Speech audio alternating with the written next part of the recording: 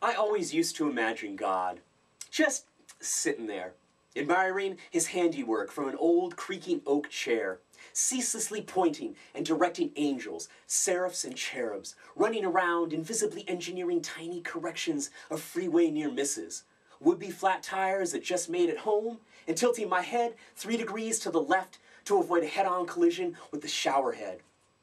But I can never comprehend the ones that didn't make it. The tree limb that landed on my cousin. The freak meteorite that scratched open the sky to crash on a woman's leg in Toledo. Why my grandfather couldn't beat cancer long enough to see me take my first steps. Or why my mother has swallowed a medicine cabinet full of pills every morning.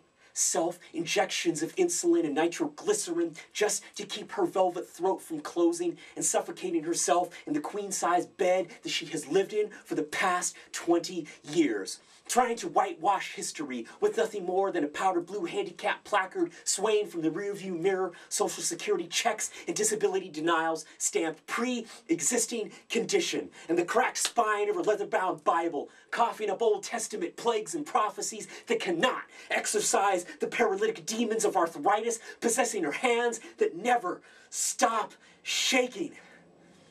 Because she can't stop believing. And I don't blame her for squinting into the sky, looking for those eternal arms to point in her direction, same way that I used to. But I can't figure out why we started looking towards heaven in the first place, instead of looking into each other. Why do we ever start looking for divinity in shrouds and petroglyphs, books and rituals? You know, despite it all, I can still see God's exhales fogging up the windows of my mother's eyes, trying to shine through.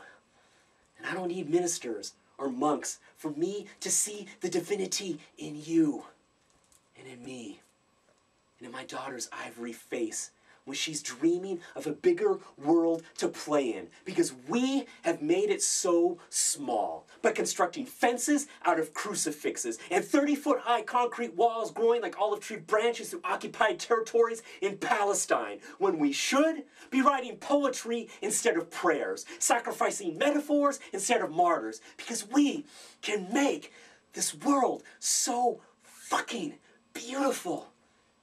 If we would just stop looking for someone else to do it for us.